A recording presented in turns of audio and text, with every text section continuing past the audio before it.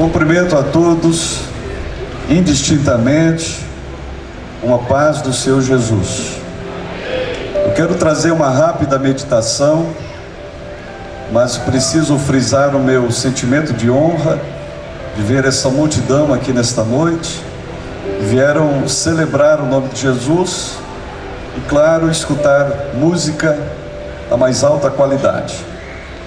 O texto que eu vou trazer a apreciação dos senhores se encontra no Evangelho de Cristo, que o apóstolo João escreveu, está no capítulo 19, o versículo de número 19, que assim nos relata: Pilatos também escreveu um título e o colocou no cimo da cruz, e o que estava escrito era: Jesus Nazareno, o Rei dos Judeus. Verso 20: muitos judeus leram este título, porque o lugar em que Jesus fora crucificado era perto da cidade, e estava escrito em hebraico, latim e grego. Amados irmãos, amigos que estão aqui nesta noite, eu quero deixar bem claro a todos que estão nos ouvindo que aquela sepultura onde colocaram Jesus, ela está literalmente vazia. Se aquela sepultura estivesse cheia, a minha alma estaria vazia. Mas como aquela sepultura está vazia, a minha alma está cheia daquele que deixou a sepultura vazia. O que eu vejo nesses dois versículos que eu acabei de ler aos irmãos e amigos é uma das maiores mensagens que foram pregadas aqui nesse planeta, uma das maiores mensagens que estão registradas na Bíblia Sagrada. E por incrível que pareça, essa mensagem ela foi pregada por um pregador que eu chamo de pregador transcultural, mas era um pregador inconsciente da mensagem que ele estava pregando. Esse pregador nada mais, nada menos, era um homem chamado Pilatos, e o púlpito, por assim dizer, que ele prega essa mensagem é a cruz de Cristo. Nada mais, nada menos, de maneira inconsciente, aquilo que Pilatos mandou escrever na cruz de Cristo é a maior mensagem da Bíblia, uma mensagem tridimensional. E com isso nós aprendemos e afirmamos publicamente: a cruz de Jesus, ela fala todas as linguagens, ela atinge todas as pessoas e tem solução no âmbito de salvação para todo aquele que crê na mensagem da cruz, principalmente naquele que morreu crucificado na cruz do meio. Então Pilatos, ele manda escrever a seguinte frase: Jesus Nazareno, Rei dos Judeus. Alguém pode até pensar: não, ele escreveu algo no âmbito da ironia, ele estava fazendo uma chacota com aquele que foi crucificado. Mas na realidade, se nós analisarmos o contexto da Bíblia Sagrada, principalmente no Salmo de número 2, versículo 5 e versículo 6, a Bíblia deixa claro para nós que um dia seria decretado, seria declamado, seria promulgado, até por alguém que não tinha a fé em Jesus, uma declaração de que ele seria declarado rei, reconhecido rei. E Pilatos, nesse ponto da história, nesse ponto da escritura que eu li a vocês nesta noite, ele está trazendo essa declaração. Não é que Pilatos fosse profeta, não é que Pilatos fosse cristão, muito pelo contrário, ele apenas era um governador da Judéia da época. Mas esse Pilatos, claro que ele é conhecido como aquele que lavou as suas mãos numa bacia, ele é conhecido como aquele que tentou libertar Jesus de toda maneira.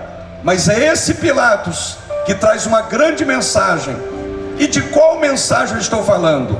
Ele traz a mensagem que Jesus Cristo não é só rei dos judeus, ele é rei do céu e da terra. Ele é Rei dos reis e Senhor dos senhores. Por que é que eu estou declarando isso?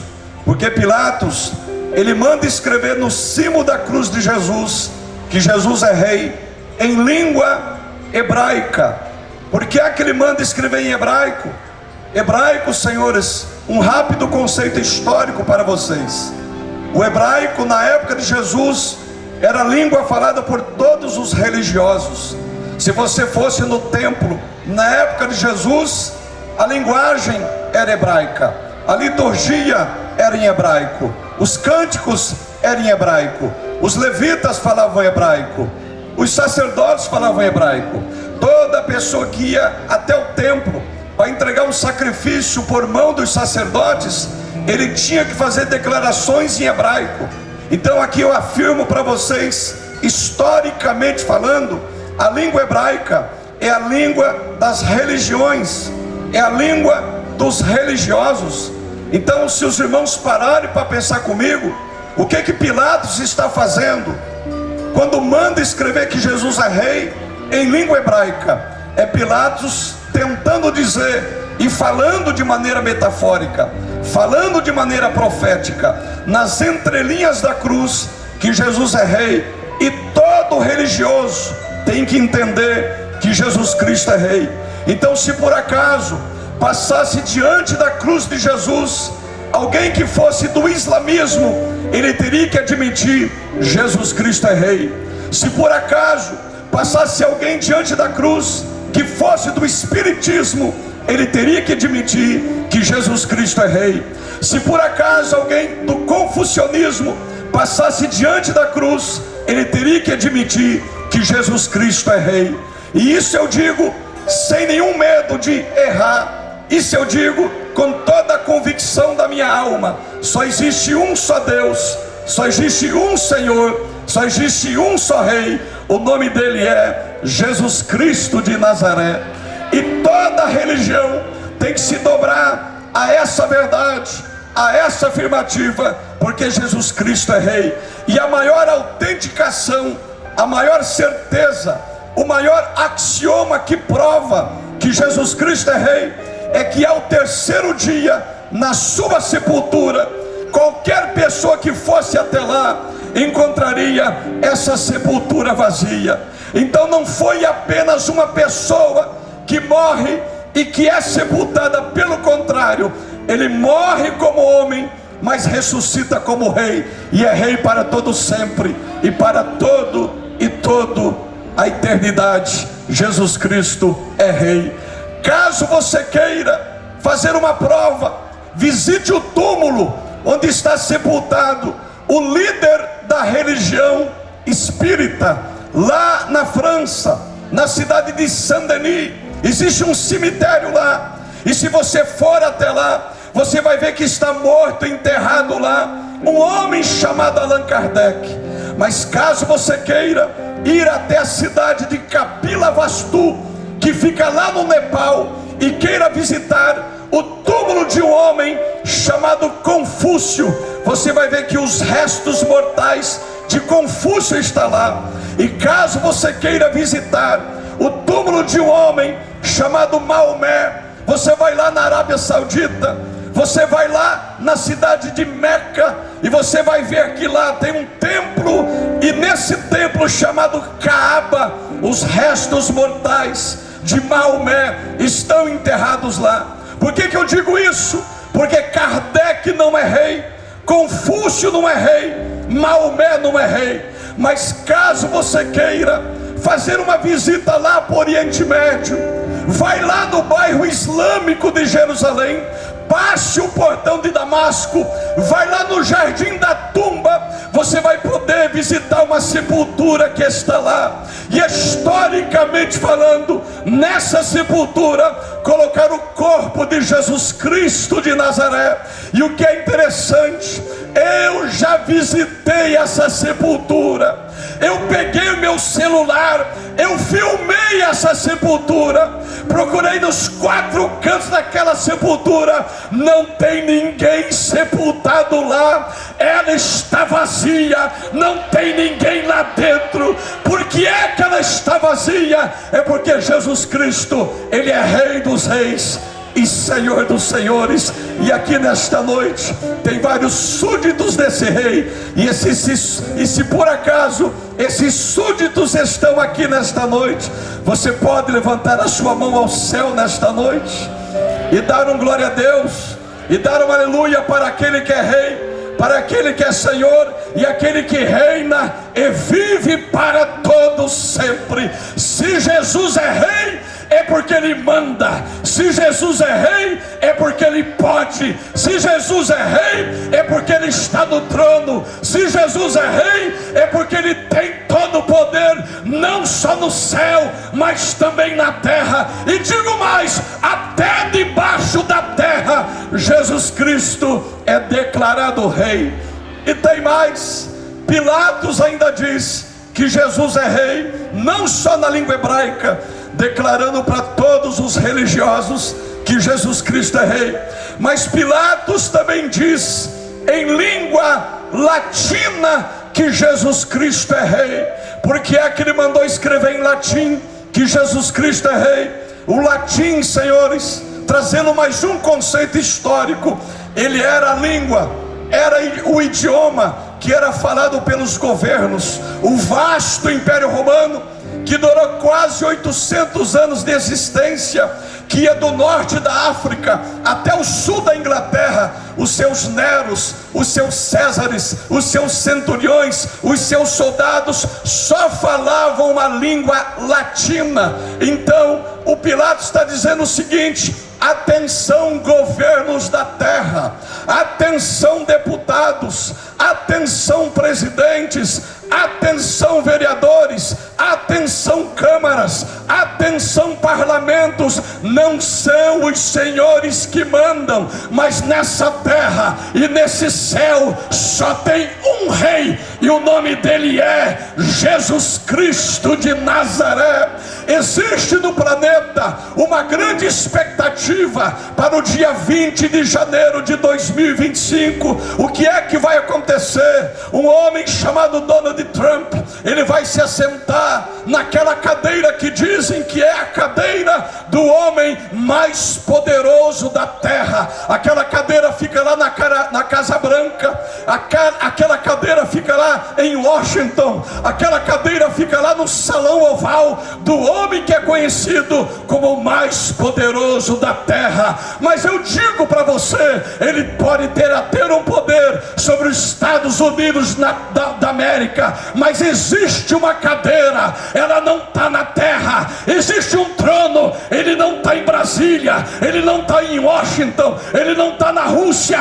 Esse trono está na capital federal do universo, e nesse trono se assenta um Deus, e o nome dele é Jesus Cristo de Nazaré. Ele é Rei dos Reis e Senhor dos Senhores. Quem crê que Jesus Cristo é Rei e pode glorificá-lo nesta noite? E tem mais, senhores, essas palmas é para Jesus, não é verdade? Então capricha nessas palmas. Se é para Jesus, capriche nessas palmas. Mesmo você que só está olhando aqui nesta noite, saiba de uma coisa: Jesus Cristo é Rei, Jesus Cristo é Senhor e reina sobre todas as coisas.